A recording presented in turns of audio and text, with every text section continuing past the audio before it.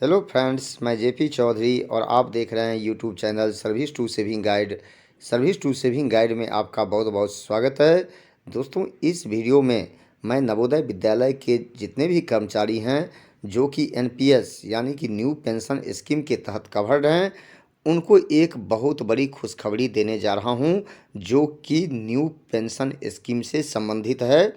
तो आपके मन में यह प्रश्न उठ रहा होगा कि यह कौन सी खुशखबरी है जिससे अभी तक आप वंचित रह गए हैं, या मिल भी गई है तो आपने समझने की कोशिश नहीं की है कि किस तरह से इस लेटर के जारी होने के बाद आपके जो एनपीएस कॉर्पस है यानी कि एनपीएस फंड हैं उसमें चार चांद लगने वाले हैं। और इसके बाद आप अपना फंड मैनेजर खुद चुन सकते हैं और अपने पैसे को इक्विटी में, डेट में या फिर कॉरपोरेट बॉन्ड में लगाना चाहें तो आपके पास पूरा फ्रीडम दिया गया है। तो वीडियो को आगे बढ़ाने से पहले मेरा एक रिक्वेस्ट है कि अगर अभी तक आपने मेरे channel service to saving guide को सब्सक्राइब नहीं किया है तो जल्दी से सब्सक्राइब कर ले, और वीडियो देखने के बाद अच्छा लगे तो ज़्यादा से ज़्यादा लाइक और शेयर ज़रूर कीजिएगा। तो चलिए बिना टाइम वेस्ट किए जानते हैं कि इस लेटर के बाद किस तरह से सभी कर्मचारी को जो कि एनपीएस के तहत कवर्ड हैं उनको फ़ायदा मिलने वाला है।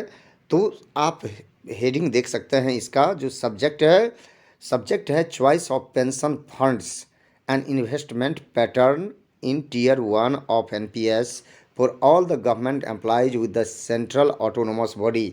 यानी कि इस लेटर में दो तरह की चीज़ आपको जानना है और उसके बाद आपको अपने फंड को बढ़ाने के लिए प्रयत्न भी करना है। पहला है पेंशन फंड्स और दूसरा है इन्वेस्टमेंट पैटर्न। सबसे पहले इसके बारे में आप जानिए कि ये पेंशन फंड और इन्वेस्टमेंट पैटर्न क्या होता है।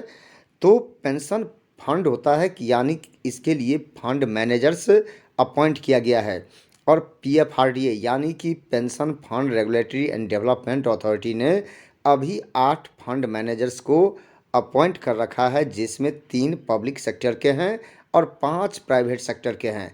और उसी तरह इन्वेस्टमेंट पैटर्न है, इसमें कितना इक्विटी में पैसा लगेगा यानी कि शेयर मार्केट में लगेगा, कितना गवर्नमेंट सिक्योरिटी में जाएगा यानी कि डेट फंड में जाएगा, और कितना कॉरपोरेट बॉन्ड में जाएगा।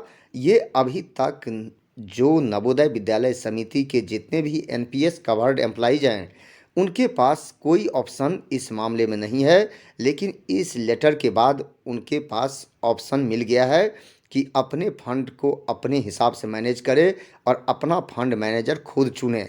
तो सबसे पहले मैं बता देना चाहता हूं कि पैरा 1 में देख सकते हैं, currently the subscribers of NVS are part of default scheme.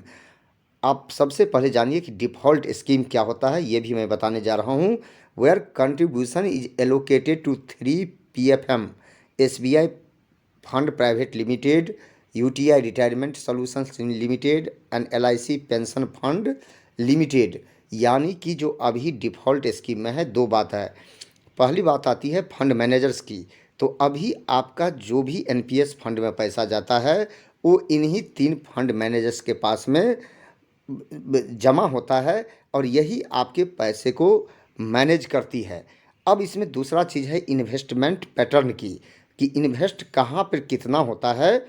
तो अभी से डिफ़ॉल्ट स्कीम के तहत क्या होता है कि जो भी पैसा इन तीनों फंड मैनेजर्स के पास में पहुंचता है उसमें से 85% आपका फिक्स इनकम में चला जाता है। तो फिक्स इनकम के बारे में बता दूं कि फिक्स इनकम में दो कंपोनेंट होता है। एक होता है गवर्नमेंट सिक्योरिटी। एग्जाम्पल के लिए, जैसे कि जब आप पब्लिक प्रोविडेंट फंड में पैसा जमा करते हैं तो उसे डेट फंड कहा जाता है, जो सरकार के पास पहुंचता है, सरकार यूज करती है और उस पर फिक्स रिटर्न देती है। और दूसरा होता है कॉरपोरेट बॉन्ड, यानी कि जो कॉरपोरेट सेक्टर के बड़े बड़े कंपनी हैं उसमें पैसा लगाया जाता है, वो भी उस पर फिक्स रिटर्न देती है। तो अभी आपका जो पैसा है वो गवर्नमेंट सिक्योरिटी और कॉरपोरेट बॉन्ड में 85% इन्वेस्ट होता है, और आपका मात्र 15% जो आपका एनपीएस फंड का पैसा है जो कि इक्विटी यानी कि शेयर मार्केट में लगाया जाता है। तो इससे आपको अच्छा रिटर्न नहीं मिल पा रहा है, क्योंकि पिछले अगर देखा जाए तो 3 वर्ष में जो ये पब्लिक सेक्टर के फंड मैनेजर्स हैं उनका रिटर्न 4 से 5% रहा है, जबकि प्राइवेट सेक्टर के जितने भी फंड मैनेजर्स हैं उसमें एचडीएफसी को ले ले तो 6% तक का रिटर्न दिया है।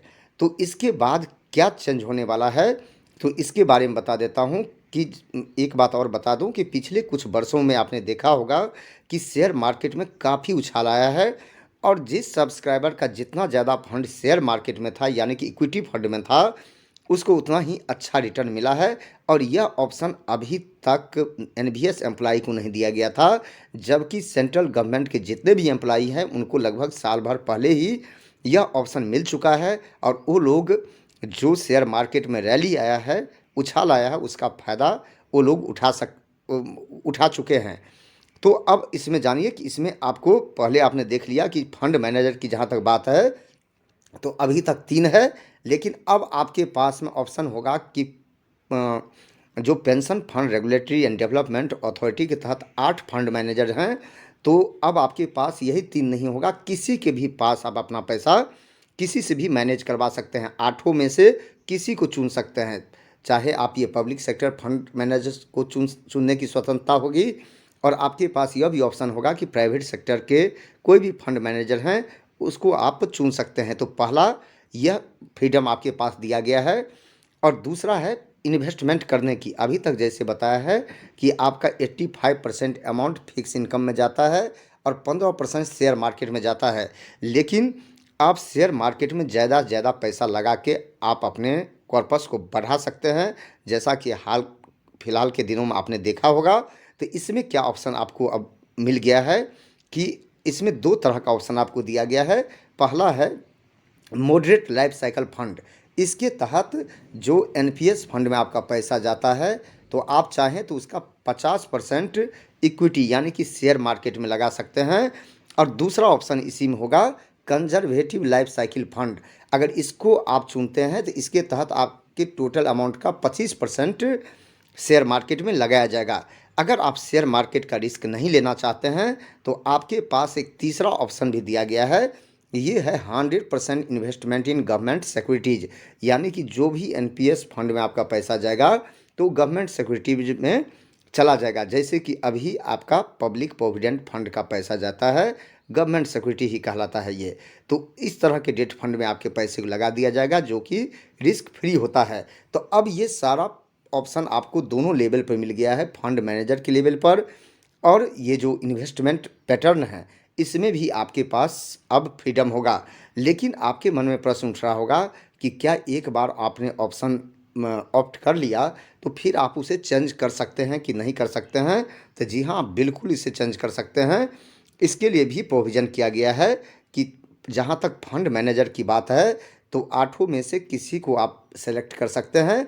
और आपको लगता है कि उन फंड मैनेजर्स के पास में जो आपका एनपीएस कॉर्पस है, फंड है, वो ज़्यादा ग्रो नहीं कर रहा है, उसमें वृद्धि नहीं हो रही है, तो आप फंड मैनेजर को हर साल एक बार बदल सकते हैं।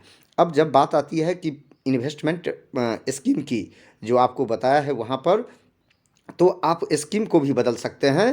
तो स्कीम को बदलने के लिए इसको भी आपको 2 बार ऑप्शन होगा साल में कि आप चाहें तो मॉडरेट लाइफ साइकिल फंड में डालें या फिर कंजर्वेटिव लाइफ साइकिल फंड में डालें या फिर गवर्नमेंट सिक्योरिटीज में डालें।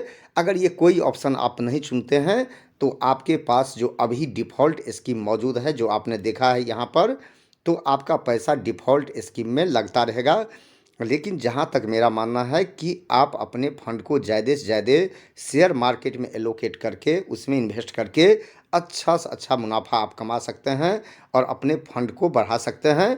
और इसके लिए मैं बता दूं कि ये 1 जून 2020 का लेटर है, जिसके तहत सेंट्रल गवर्नमेंट के जितने भी एम्प्लॉई हैं उनको पहले ही यह ऑप्शन दे दिया गया है। आप यहाँ इसको स्क्रीन पर देख भी सकते हैं कि किस तरह का ऑप्शन उनको दिया गया था उस समय में अपने पैसा को लगाने के लिए। आप यहाँ ये पैरा थर्ड और यहाँ से यहाँ तक आप जहाँ मैं मार्क कर रहा हूँ इसको पढ़ के भी देख सकते हैं और ये समझ भी सकते हैं डिफ़ॉल्ट स्कीम क्या है, स्कीम जी क्या है और ऑटो लाइफ साइकिल फंड क्या है। इसे आप यहाँ से भी पढ़ के समझ सकते हैं। और ये जो भी ऑप्शन आप यहाँ देख रहे हैं ये सारा ऑप्शन आपको अब मिल गया है। अब आप चाहें तो ऑनलाइन मेथड से अपने फंड को खुद मैनेज कर सकते हैं। जब चाहें तो इक्विटी में बढ़ा सकते हैं, जो कि यहाँ पे लिमिट रखा गया है 25% या फिर 50% का, या जब चाहें उसको घटा सकते हैं और आपका मन हो तो 100% गवर्नमेंट सिक्योरिटीज़ में डाल सकते हैं। तो दोस्तों यही प्रोविज़न है, और इस मुझे पूरा विश्वास है कि अगर अब आप अपने फंड मैनेजर्स को चुनेंगे, अपने फंड को खुद मैनेज करेंगे, तो आपके फंड में चार चांद लगने वाला है। और यह गजेट 31 जनवरी 2019 को ही पब्लिश किया जा चुका है। तो दोस्तों मुझे पूरा विश्वास है कि यह वीडियो अच्छा लगा होगा और जानकारी अच्छी लगी होगी। और वीडियो अच्छा लगा तो आप इसे ज़्यादा से ज़्यादा लाइक और शेयर ज़रूर कीजिएगा। यह वीडियो देखने के लिए बहुत बहुत धन्यवाद।